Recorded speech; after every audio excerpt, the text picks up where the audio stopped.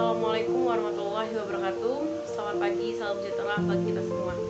Pertama-tama yang saya hormati Ibu SS Yolanda SSMPD selaku dosen pengampu mata kuliah korespondensi Bahasa Indonesia dan teman-teman kelompok 14 yang atas partisipasinya pembuatan video yang berjudul proposal dan laporan.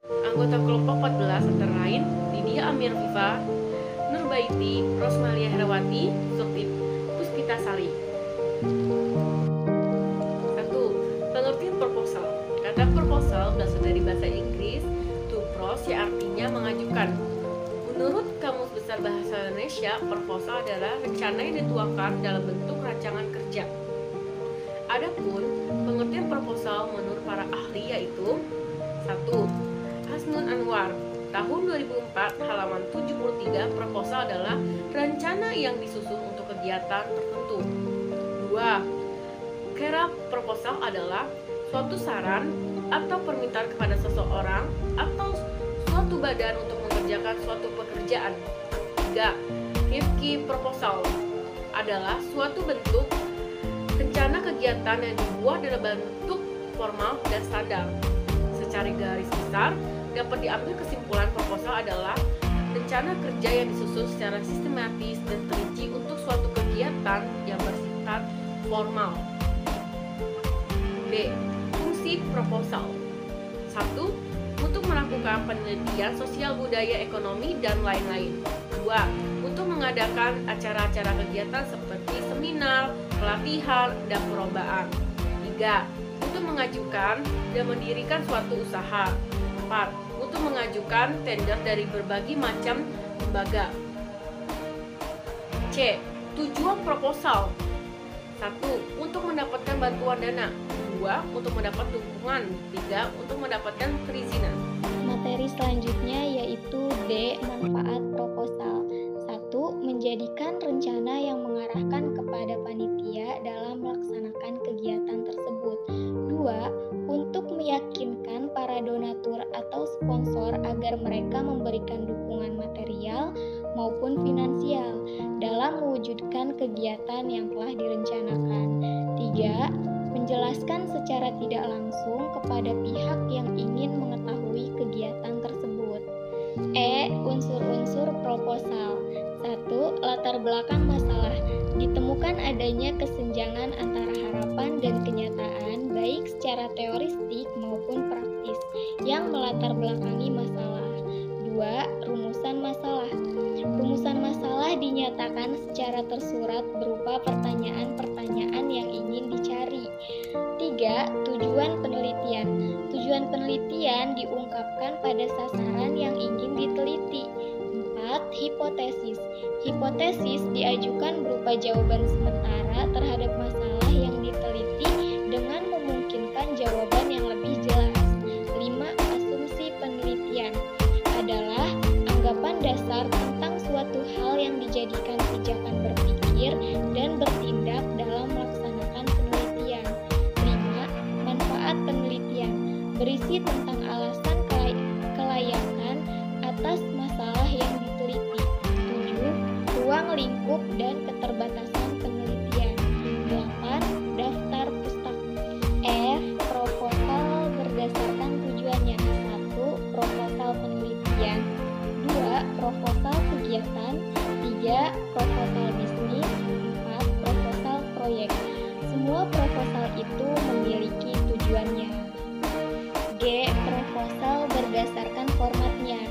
A. Proposal formal adalah proposal yang mengutamakan bahasa baku dan terdiri 3 bagian utama, yaitu pendahuluan, isi proposal, dan penutup. B. Proposal semi formal adalah proposal yang tidak memiliki struktur lengkap seperti proposal formal dan masih menggunakan bahasa baku. C. Proposal non formal adalah proposal yang tidak terlalu baku dan resmi serta strukturnya tidak lengkap. Baik, selanjutnya pengertian tentang laporan. Laporan adalah suatu bentuk penyajian fakta tentang suatu keadaan atau suatu kegiatan Pada dasarnya, fakta yang disajikan itu berkenaan dengan tanggung jawab yang ditugaskan kepada si pelopor. Fakta yang disajikan merupakan bahan atau keterangan berdasarkan keadaan objektif yang dialami sendiri oleh si pelopor, dilihat, didengar, atau dirasakan sendiri. Ketika si pelopor melakukan suatu kegiatan dalam pembuatan suatu laporan formal, bahasa yang digunakan haruslah bahasa yang baik, jelas, dan teratur. Ciri-ciri laporan itu sendiri yaitu ringkas, lengkap, logis, dan sistematis. Manfaat dari pembuatan laporan yaitu dasar penelitian, kebijakan, dan pengarahan pemimpinan. 2. Bahan penyusunan rencana kegiatan berikutnya. 3. Mengetahui perkembangan dan proses peningkatan kegiatan. Dan yang keempat, data sejarah perkembangan satuan yang bersangkutan, dan lain-lain. Tujuan laporan: A. Menganalisis masalah, B. Memberikan maklumat dan fakta, C. Menilai sesuatu penyelidikan, D. Menguraikan sesuatu peristiwa, prosedur, dan tindakan, E. Mencadangkan tindakan yang perlu dilakukan. Laporan berdasarkan sifat, yakni ada laporan formal dan laporan informal.